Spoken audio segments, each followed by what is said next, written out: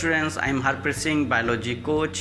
जैसे आपको पता ही है कि हमने एक सीरीज़ स्टार्ट की और सीरीज़ का नाम है that is living world, chapter first biology. तो आज हम बात करेंगे एक नया टॉपिक, बहुत ही इम्पॉर्टेंट टॉपिक है और ये ज़्यादातर बच्चे जो होते हैं इस टॉपिक को समझ ही नहीं पाते हैं और मैं ट्राई करूँगा कि आपको ये जो टॉपिक आज का बहुत ही इम्पॉर्टेंट टॉपिक है इसको with the help of mnemonics और कुछ सिंपल एग्जांपल की मदद से समझा सकूं। तो सबसे पहले आपको दिमाग में तो यही आ रहा होगा कि सर है कहाँ पे। ये आपके सामने जो पिरामिड है इसको देख के आप कंफ्यूज लग रहे होंगे। तो यही आज का हमारा टॉपिक है and the topic is hierarchy, that is taxonomic hierarchy. तो क्या है टैक्सोनॉमिक हायरार्की? आपने टैक्सोनॉमी जो है वर्ड पहले तो सुना ही है। तो ये हायरार्की वर्ड क्या है? सबसे पहले मैं बात करूंगा, जैसे मैंने बोला कि हमारे पास पूरे वर्ल्ड के अंदर, पूरे यूनिवर्स के अंदर प्लांट्स, एनिमल्स, माइक्रोब्स, इतने सारे लिविंग ऑर्गेनिज्म को इंडिविजुअली जानना हमारे लिए बड़ा ही मुश्किल है। हम इतने सारे ऑर्गेनिज्म को नहीं जान सकते, उनकी कैटेगरीज को नहीं जान सकते। तो ऐसा ही कुछ जो कैरोलस लीनियस थे उनके दिमाग में भी आया। तो उनके दिमाग में आया क्यों ना ऐसा किया जाए on the basis of similarities, हम इन ऑर्गेनिजम्स के ग्रुप बनाएं। वैसे ही जैसे आपके घर के अंदर कुछ सामान पड़ा हुआ है, कुछ नॉन लिविंग थिंग्स का सामान पड़ा है, जैसे बहुत से कुछ ऑब्जेक्ट्स पड़े हुए हैं, तो मैं बोलूँ कि उनकी कैटेगराइजेशन कर दो आप। तो आप कहोगे सर कैसे करें? तो मैं बोलूँगा आप ऐसे करो कि कुछ आयरन के होंगे, कुछ आपके पास वुडन के होंगे, कुछ स्टील के होंगे, कुछ ग्लासेस के होंगे, तो आप इनको अलग अलग कैटेगरीज कर दो। तो आपको नेचुरल सी बात है, आप टेबल जो होगा लकड़ का बना होगा, वुडन का वो अलग कर दोगे, है ना। ऐसे डाइनिंग टेबल भी होगा, ऐसे पेंसिल भी होगी, तो आप लकड़ की चीज़ जो बनी हुई एक ग्रुप में कर दोगे। ऐसे ही आप लोहे से बनी हुई, चाहे कोई कैसा भी हो, चाहे चम्मच है, चाहे वो अलमीरा, कुछ भी है, उनको एक ग्रुप में रख दोगे। इसी तरह से उनके दिमाग में भी आया कि कुछ ना कुछ करैक्टर तो आपस में सिमिलर होते ही हैं ऑर्गेनिज्म के। तो on the basis of that similarity हम क्या करेंगे, 17 लाख ऑर्गेनिज्म के अलग अलग कैटेगरी बनाएंगे। तो हुआ क्या कि जो कैरोलस लीनियस थे उन्होंने 5 कैटेगरीज तैयार कर दी थी। ओके, इसका मैं आपको थोड़ा डिटेल में बाद में बताता हूँ, फिलहाल जनरल बताते हैं। तो 5 कैटेगरी बना दी और उन 5 कैटेगरीज के अंदर on the basis of similarities उन्होंने ग्रुपिंग कर दी ऑर्गेनिजम्स की। ओके, तो वो क्या कैटेगरी थी वो आपको बताएंगे। तो यहाँ पे आपको जो दिख रहा है, ये जो आपको पिरामिड यहाँ पे दिख रहा है, ये पिरामिड ही वही पिरामिड है जो बताता है कि जो ऑर्गेनिज्म थे उनकी ग्रुपिंग की गई। तो यहाँ पे जो सबसे टॉप पे आपको दिख रहा है, जो सबसे टॉप पे है पॉइंटेड है ना। सो वो हायरार्की वो है दैट इज स्पीसीज। और जब से सबसे नीचे जो आपको दिख रहा है बहुत ब्रॉड है, वो आप कह सकते हो वो है हमारा किंगडम। तो यहाँ पे उन्होंने 2 हमारे पॉइंट्स ले लिए, 2 पीक आ गए, एक आ गया हमारे पास दैट इज स्पीसीज और एक आ गया किंगडम। यहाँ तक कोई मुश्किल? ठीक है। तो अगर हम यहाँ पे बात करें कि इसकी डेफिनेशन की बात करें क्या हायरार्की की, हायरार्की जैसे आप यहाँ पे देख रहे हो, hierarchy is the sequence of categories in decreasing और increasing order from kingdom to species और फ्रॉम स्पीसीज टू किंगडम। तो इसका मतलब ये हुआ कि हायरार्की का मीनिंग होता है कि हम इन कैटेगरीज को इंक्रीजिंग या डिक्रीजिंग ऑर्डर में लगा सकते हैं। चाहे आपको स्टडी करना है तो किंगडम से स्पीसीज से कर सकते हो या फिर स्पीसीज से किंगडम की तरफ भी कर सकते हो। Isn't it? अब बात आती है कि इसके अंदर जो कैटेगरीज है वो है क्या। कैटेगरीज क्या? हायरार्की तो समझ आ गया, कैटेगरी क्या होता है? तो कैटेगरीज का मतलब हो गया सिंपल कि जितने भी ऑर्गेनिज्म की हमने ग्रुपिंग की थी, तो जो सिमिलर कैरेक्टर शो कर रहे थे ऑर्गेनिजम्स, हमने उनको एक ग्रुप के अंदर रख दिया। उसी ग्रुप को हमने नाम बोल दिया that is category. It means यहाँ पे अगर आपको दिख रहे हैं स्पीसीज, वो एक कैटेगरी है। अगर आप बोलो यहाँ पे ऑर्डर है, वो एक कैटेगरी है। जीनस एक कैटेगरी है, फैमिली एक कैटेगरी है। और इसी टैक्सोनॉमिक कैटेगरी को हमने शॉर्ट में बोल दिया that is taxon. So all are the taxon. Isn't it? कि कहने का मतलब आपको दोनों चीज़ें समझ आ गई, हायरार्की का मतलब क्या है और टैक्सॉन का मतलब क्या है। तो इसका मतलब ये हुआ कि जो सबसे ऊपर टॉप पे है स्पीसीज और सबसे बॉटम पे क्या है हमारे पास किंगडम। तो स्पीसीज जो होती हैं उनमें सबसे ज़्यादा सिमिलरिटीज़ होती हैं।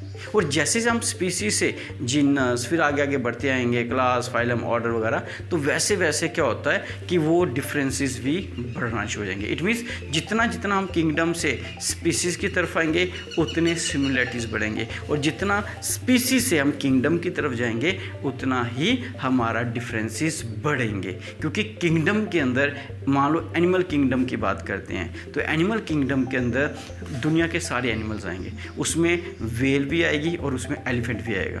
तो क्या एनिमल्स, अगर हम बोले वेल और एलिफेंट, क्या इनके अंदर कोई सिमिलरिटी है? बहुत ही कम सिमिलरिटीज़ होंगी। लेकिन अगर हम स्पीसीज़ की बात करें, स्पीसीज़ कोई भी ले लो, हम बात करते हैं टाइगर के स्पीसीज़ ले लेते हैं। टाइगर का एक स्पीसीज़ है, दैट इज़ पैंथेरा टिग्रिस की बात करें, तो उसमें देखोगे कितनी ज़्यादा सिमिलरिटीज़ है ना। तो जितने भी दुनिया के टाइगर्स हैं तो उनमें कितना डिफरेंस हो सकता है। तो इसका मतलब जितना हम स्पीसीज़ के पास जाएंगे उतनी ज़्यादा सिमिलरिटीज़ भी बढ़ती जाएंगी। सो ये रहा आज का हमारा जो टॉपिक है, that is taxonomic hierarchy. Okay, मुझे लगता है आपको यहाँ तक तो समझ आ गया होगा। अब हम आगे की तरफ बढ़ते हैं। ओके स्टूडेंट्स, तो अब हम इस हायरार्कियल ग्रुप जो हैं या हमारी टैक्सॉन बोल सकते हो, कैटेगरीज को बोल सकते हो, इसको समझने की कोशिश करते हैं। तो मैंने बोला कि आपके दिमाग में थोड़ा सा विजुअलाइज करना पड़ेगा आपको। तो आपको सबसे पहले ये देखना है कि हमारे यहाँ पे 17 लाख जो ऑर्गेनिजम्स हैं वो अलग अलग तरह के हैं। उसमें बहुत सारे प्लांट्स आते हैं, बहुत सारे एनिमल्स आते हैं, सब कुछ आते हैं। तो सबसे पहले हमें देखना है बेसिक लेवल पे। तो बेसिक लेवल पे देखेंगे हम, तो जितने भी लिविंग ऑर्गेनिज्म हैं तो जिनके कैरेक्टर्स जो हैं बिल्कुल आपस में सिमिलर होंगे, तो हम उनको बोलते हो that belong to a same species. तो स्पीसीज़ की अगर हम डेफिनेशन की बात करें, तो जैसे आप यहाँ पे देख सकते हो, तो स्पीसीज़ क्या है, तो आपके यहाँ पे स्पीसीज़ है कि स्पीसीज़ होती है, a species the smallest category, it is a group of similar organisms living together, interbreed with one another in nature and produce fertile offsprings। तो मेरे ख्याल से आप समझ गए होंगे, तो आपको समझ आ गया होगा कि स्पीसीज़ क्या होता है। स्पीसीज़ का मीनिंग होता है ये हमारे कैटेगरीज जो हमने अभी पढ़ने जा रहे हैं उसका सबसे बेसिक यूनिट है। बेसिक क्यों है? क्योंकि यहीं से हमने स्टार्ट करना है। दूसरी बात है, आपको कैसे पता चलेगा कि ये ऑर्गेनिज्म जो हैं ये सेम कैटेगरी के हैं या फिर सेम स्पीसीज से बिलोंग करते हैं? तो सिंपल की बात करते हैं कि स्पीसीज़ का सबसे बड़ा फीचर ये होता है कि वो ऑर्गेनिज्म अपने सारे करैक्टर शेयर करते हैं, पहली बात। दूसरा, उनके फीचर सेम होंगे। तीसरा, वो ऑर्गेनिज्म आपस में रिप्रोड्यूस भी कर सकते हैं, मीन्स कॉपुलेशन कर सकते हैं और एक फर्टाइल ऑफस्प्रिंग को प्रोड्यूस कर सकते हैं। अब मुझे लगता है आपको समझ आ गया होगा। मतलब कि स्पीसीज़ का सबसे बड़ा जो करैक्टर होता है वही होता है कि ऑर्गेनिज्म आपस में रिप्रोड्यूस करके एक नए जनरेशन को पैदा कर सकते हैं, प्रोड्यूस कर सकते हैं। So that is called species. जहाँ तक आया समझ। अब इसको आप थोड़ा सा और देखो बढ़ के कि अगर सपोज करो हम बोलें कि डॉग जो हैं और कैट क्या एक स्पीसीज से बिलोंग करते हैं? आप कहोगे सर नहीं करते। क्यों नहीं करते? क्योंकि डॉग जो है वो शेयर नहीं करते करैक्टर किसके साथ? कैट के साथ। और कभी भी डॉग जो है कैट के साथ इंटरब्रीड करके कभी भी आगे ऑफस्प्रिंग प्रोड्यूस नहीं कर सकते। लेकिन दुनिया का कोई भी डॉग दुनिया के किसी भी कॉर्नर के डॉग के साथ इंटरब्रीड करके या ब्रीडिंग करके या फिर उसका सेक्सुअल प्रोडक्शन करके आगे ऑर्गेनिज्म को प्रोड्यूस कर सकते हैं। हाँ या ना? इट मीन्स जो डॉग है किसी भी कैटेगरी का है वो एक ही स्पीसीज से बिलोंग करते हैं। इसी तरह से कैट जो है उसकी एक अपनी ही स्पीसीज होगी। यहाँ तक आ गया समझ। तो स्पीसीज जो होता है वो बेसिक यूनिट। ह्यूमन जो दुनिया का कोई भी ह्यूमन है, चाहे वो ब्लैक है, चाहे वाइट है, चाहे अमेरिकन है, चाहे इंडियन है, चाहे रेशियन है, चाहे किसी भी कंट्री से होगा, चाहे किसी भी शक्ल का होगा, जितना मर्जी उसकी फिजिकल अलग अलग होगी, लेकिन वो आपस में रिप्रोड्यूस करके एक फर्टाइल ऑफस्प्रिंग को प्रोड्यूस कर सकते हैं। इसलिए दुनिया के जितने भी लिविंग ऑर्गेनिज्म ह्यूमंस हैं, they all come under Homo sapiens. एक सैपियंस मीन्स एक ह्यूमन स्पीसीज के अंदर वो बिलोंग करते हैं। यहाँ तक आ गया समझ। सो ये सबसे छोटा कैटेगरी थी हमारे हायरार्की की, जैसे आप यहाँ पे देख पा रहे हो। यहाँ तक ठीक है। अब बात करते हैं जैसे जैसे हमारे पास हम बात करेंगे अब इसी को समझाने के लिए इस चीज़ को, क्योंकि मैं अगर ऐसे समझाता हूँ कोई पता नहीं चलेगा, तो कोशिश करता हूँ इसको मैं एक फ्लो चार्ट से समझाने की कोशिश करता हूँ। तो अब मैं आपको फ्लो चार्ट यहाँ पे लगा देता हूँ और इसको समझाता हूँ। तो अब आपके सामने एक फ्लो चार्ट होगा। अब इस फ्लो चार्ट को आप देख सकते हो। तो इस फ्लो चार्ट में क्या है आप देखोगे, इस फ्लो चार्ट के अंदर सबसे पहले आपको दिख रहा है ऊपर लियो टिग्रिस पार्डस। तो ये तीनों के तीनों जो एरो के ऊपर दिख रहे हैं ये क्या है, ये हैं स्पीसीज। कौन सी स्पीसीज हैं? अगर सेम स्पीसीज थे हमने के नाम एक जैसे क्यों नहीं लिखे? नहीं, ये तीनों डिफरेंट स्पीसीज हैं। तो आप देखोगे कौन सी स्पीसीज हैं ये। तो अगर लियो की बात करें तो ये लियो होता है लॉयन, टाइग्रिस मीन्स टाइगर, और पार्डस मीन्स लेपर्ड। तो ये तीनों अगर आप ध्यान से इनको देखो तो ये तीनों जो हैं ये अलग अलग स्पीसीज हैं। क्यों स्पीसीज हैं अलग अलग? Because they do not interbreed with one another, they do not reproduce, they do not produce the fertile offspring. तो आपस में ये रिप्रोडक्शन नहीं कर सकते, इसलिए ये अलग अलग स्पीसीज हैं। लेकिन मैंने एरो डाला कहाँ से? पैंथेरा से। आप देख रहे हो, ऑब्जर्व करो। तो पैंथेरा क्या है? पैंथेरा जीनस है। तो यहाँ पे हायरार्की में सेकंड नंबर पे क्या आ गया? That is genus. और यहाँ पे जो जीनस आप देख पा रहे हो ये पैंथेरा तीनों के अंदर लगेगा। Panthera leo, Panthera Tigris and Panthera pardus. आप कहोगे सर ऐसा क्यों?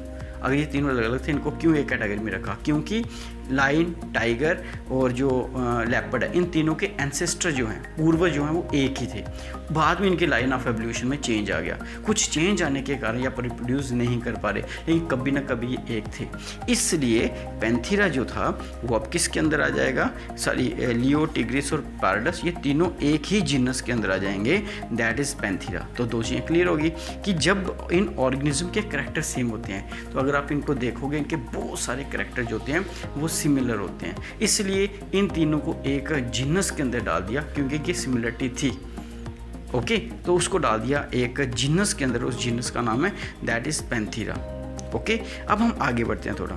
पैंथेरा के बाद मैंने लिखा है फेलिडी। तो फेलिडी क्या आ गई? तो फेलिडी आ गई फैमिली। इट मीन्स जीनस के बाद जो थर्ड रैंक पे है ग्रुप हमने जो बनाए थे उस ग्रुप को हमने नाम दे दिया दैट इज फैमिली। अब यहाँ पे समझाने के लिए मैंने आपको बताया कि फेलिडी जो है वो क्या है, एक एनिमल्स के अंदर फैमिली आ गई। अब इस फैमिली में आएगा कौन? अब इस फैमिली में एक जीनस आएगा दैट इज पैंथेरा, और दूसरी साइड मैंने लिखा हुआ फेलिस, FELIS। अब फेलिस क्या है? तो फेलिस जो है वो एक जीनस है। किसका जीनस है? वो है कैट का। नाम सुना है आपने? तो ये इसके अंदर साथ में लिखा होगा फेलिस कैटस, CATUS, एंड साथ ही एक और होता है जो शायद यहाँ पे लिखा ना हो, फेलिस डोमेस्टिका। मीन्स एक वाइल्ड कैट होती है, एक डोमेस्टिक होती है। तो ये दोनों जो कैट हैं ये कौन से जीनस से बिलोंग करती हैं? फेलिस जीनस से बिलोंग करती हैं। अब आप देखो यहाँ पे पैंथेरा और फेलिस, इनके बीच में काफ़ी ज़्यादा सिमिलरिटीज़ होती हैं। कई बार आप कैट को देखते हो तो ऐसे लगता है जैसे पूरा लॉयन की तरह या टाइगर की तरह दिखती है शेप इसकी, चाहे छोटी होती है। तो बोला जाता है ये दोनों एक ही फैमिली से बिलोंग करती हैं और उस फैमिली का नाम क्या है? That is Felidae. सो कुछ बेसिस सेम होने के कारण हमने इनको एक फैमिली में डाल दिया दैट इज़ फेलिडी, और कुछ डिफरेंसेस होने के कारण हमने इनको अलग अलग जीनस के अंदर डाल दिया। समझ आ रहा होगा आपको कि जब भी कोई चीज़ों की सिमिलरिटी होती है हम उनको आगे बढ़ाते रहते हैं और डिफरेंसेस के बेस में उनको अलग अलग भी रखते हैं। तो अब फेलिडी जो है ये हमारे पास आ गई फैमिली। तो स्पीसीज भी हो गया, जीनस भी हो गया, फैमिली भी। अब हम थर्ड हायरार्की की बात करते हैं, टैक्सोन की बात करते हैं, दैट इज़ ऑर्डर। तो ऑर्डर जो है एनिमल्स के अंदर हमने एक बनाया दैट इज़ कार्निवोरा। नाम से बदलता है। कार्निवोरा का मीनिंग दैट इज़ जो फ्लैश खाने वाले होंगे, जो मीट खाने वाले होंगे, उनको हम बोल सकते हैं कार्निवोरा, है ना। कार्निवोर्स एनिमल जैसे होते हैं। अब इसमें हमने क्या किया हुआ है? फेलिडी। फेलिडी के अंदर हमने कैनिडी भी डाला हुआ है। तो कैनिडी भी क्या है? एक हमारे पास ऑर्डर है और उस ऑर्डर में बहुत सारे एनिमल्स आते हैं, और दूसरे साथ फेलिडी है, इसमें बहुत सारे एनिमल्स आते हैं। अब कैनिडी के फीचर्स अलग होंगे और फेलिडी के फीचर अलग होंगे, लेकिन बहुत सारे उनके सिमिलरिटीज़ भी होंगी। क्यों? क्योंकि वो भी मीट खाते हैं और कैनिडी वाले भी मीट खाते हैं। तो शायद इसी बेस पे हमने इसमें रख दिया कार्निवोरा के अंदर। तो हमारे पास एक नई कैटेगरी आ गई दैट इज़ ऑर्डर। तो ऑर्डर के बाद अगर हम जाएँ दैट इज़ आती है क्लास। अब क्लास की बात करें तो यहाँ पे लिखा है मैमिलिया। तो मैमिलिया जो क्लास है, ओके। अब मैमिलिया कौन से ऑर्गेनिजम्स होते हैं? मैमिलिया हम ज़्यादातर बोलते हैं वो ऑर्गेनिज्म जो मिल्क स्क्रीटिंग्स होते हैं, है ना, हम उन्हीं को बोलते हैं। अब मैमिलिया के अंदर इन्होंने किसको डाला है? दैट इज़ कार्निवोरा, जो क्या था? एक ऑर्डर। और दूसरी साइड जो ऑर्डर था वो कौन सा था? प्राइमेटा। तो प्राइमेटा भी एक ऑर्डर है और कार्निवोरा भी एक ऑर्डर है। तो इन ऑर्डर के आपस में करैक्टर मिलते होंगे, तो इन्होंने इसलिए इस दोनों को डाल दिया मैमिलिया के अंदर। ओके, अब मैमिलिया के बाद हम देखेंगे कॉर्डेटा। अब कॉर्डेटा जो है अब कॉर्डेटा जो है वो किसको बोलते हो? कॉर्डेटा होता है जिनके पास वर्टिब्रल कॉलम होती है, दैट इज़ रीढ़ की हड्डी जिसको बोल सकते हैं। तो अगर ऐसे ऑर्गेनिजम्स है, कोई भी हो, कैट, रैट, डॉग, एलिफेंट, कुछ भी हो, चाहे स्नेक है, सबके पास है, तो हम सबको क्या करेंगे, एक ग्रुप में डाल देंगे और उस ग्रुप का नाम रख देंगे कॉर्डेटा। तो यहाँ पे भी ऐसा ही किया गया है। मैमिलिया, इनके पास भी हमारे पास क्या था, नेचुरल बात है, वर्टिब्रल कॉलम।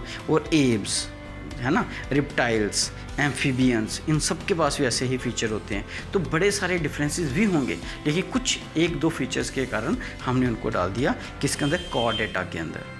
समझ आ रहे हैं? तो इस तरह से जैसे जैसे हम थोड़े थोड़े सिमिलरिटीज़ होती आ रही हैं, उनको एक ग्रुप के अंदर डालते आ रहे हैं। और सबसे बड़ा ग्रुप जो होता है वो आ गया कॉर्डेटा के बाद एनिमिलिया। तो एनिमिलिया का मीनिंग ये हो गया कि वो ऑर्गेनिज्म जो एनिमल वाले फीचर शो करते हों, जैसे कि मूवमेंट शो करते होंगे, लोकोमोशन शो करते होंगे, उन पर नर्वस सिस्टम होगा, है ना, वो रेस्पिरेशन करते होंगे, वो रिप्रोडक्शन करते होंगे, ओके, एक जगह से दूसरे जा सकते होंगे, स्टिमुलस रिस्पॉन्स रिलेशनशिप शो करते होंगे। तो वो सारे ऑर्गेनिज्म हम किस में डाल देंगे, एनिमिलिया के अंदर। इट मीन्स एनिमिलिया जो किंगडम है हमारे पास, जो टैक्सॉन है, उसमें जो ऑर्गेनिज्म है उनमें इतनी ज़्यादा सिमिलरिटीज़ नहीं होंगी। उसके कंपेरिजन कॉर्डेटा में थोड़ी सी ज़्यादा होंगी, उसके कंपेरिजन मैमल में और थोड़ी सी ज़्यादा होंगी, और कॉर्निवोरा में थोड़ा और बढ़ जाएंगे। फैलिडी, जैसे जैसे हम ऊपर जा रहे हैं तो जो ऑर्गेनिज्म उनके अंदर है उनमें सिमिलरिटी भी बढ़ती जाएंगी। और ऐसे करते करते हम देखेंगे जैसे पैंथीरा है यहाँ पे, जहाँ फिर हम बोलेंगे जीनस जो होता है उसमें ऑर्गेनिज्म के फीचर ज़्यादा मिलते हैं। जैसे कि मैं प्लांट की बात करूँ तो प्लांट जीनस एक लेते हैं, ficus benghalensis, ficus religiosa, ficus elastica. ये तीनों फाइकस क्या हो गया, जीनस। तो एक पेड़ है बर्ड का, एक पेड़ है पीपल का और एक पेड़ है रबड़ का। तो तीनों पेड़ों के डिफरेंसेस भी हैं, तो डिफरेंसेस के बेस में उनके नाम स्पीसीज़ अलग अलग कर दिया हमने, रिलीजियोसा, फिर हमने इलास्टिका, है ना, बैंगलियोनेसिस, लेकिन उनमें सिमिलरिटीज़ भी तो हैं बहुत सारा, इसलिए उनको एक ही जीनस के अंदर रख दिया, दैट इज़ कॉल्ड फाइकस। सो इसका मतलब क्या हो गया कि हमने ग्रुपिंग की ऑर्गेनिज्म की स्पीसीज से स्टार्ट किया किंगडम की तरफ। तो जैसे जैसे स्पीसीज आगे बढ़ेंगे तो डिफरेंसेस जो होते हैं वो ज़्यादा होते जाएंगे, जैसे स्पीसी की तरफ आएंगे वैसे सिमिलरिटीज़ भी बढ़ती जाएंगी। तो ये था हमारे पास टैक्सॉन। तो ये कैरोलस लीनियस की, तो कैरोलस लीनियस ने ही ये जो हमारा हायरार्की थी इसको प्रपोज किया था, लेकिन तब उन्होंने सिर्फ और सिर्फ 5 जो कैटेगरीज दी थी, उन्होंने 7 नहीं दी थी, जितनी यहाँ पे बताई हुई हैं उतनी नहीं दी थी, सिर्फ 5 ही दी थी। और 5 क्या थी वो, that is species, genus, order, class and kingdom. तो जीनस, अब यहाँ पे देखोगे अगर हमारे पास एक नई कौन सी है, दैट इज फैमिली और फाइलम। तो इन्होंने जीनस और ऑर्डर के बीच में एक फैमिली और क्लास और किंगडम के बीच में फाइलम। तो ये जो 2 इंट्रोडक्शन किए हैं, ये जो 2 इंट्रोडक्शन हुई हैं, ये दोनों की दोनों एडिशन में हुई हैं, बाद में हुई हैं।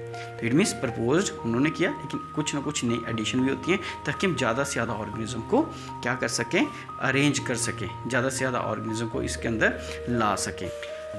ओके स्टूडेंट, तो मुझे लगता है कि आपको ये चीज़ समझ आ गई होगी कि हायरार्की है क्या। शायद थोड़ी वीडियो बड़ी होगी, लेकिन आपको पता है अगर कोई अच्छी चीज़ करनी है हमें तो थोड़ा ज़्यादा डिटेल में करना पड़ेगा, शॉर्ट में शायद उतना हम अच्छी तरह से ना कर पाएँ। ओके, अब हम आगे चलेंगे। मुझे भी पता है कि इन चीज़ों को लर्न करना आपके लिए मुश्किल होगा, तो मैं इसलिए आपके लिए एक निमोनिक ट्रिक लेके आया हूँ, ठीक है। तो जैसे आप यहाँ पे ऊपर देखोगे तो यहाँ पे निमोनिक ट्रिक है, सी को लर्न करने के लिए आपको बाय हार्ट इसको लर्न करना है, क्योंकि बड़ी जगह ये आपको, जैसे मैंने यहाँ पे लिखा है, कीप पॉट्स क्लीन और फैमिली गेट सिक, ये एक सेंटेंस है।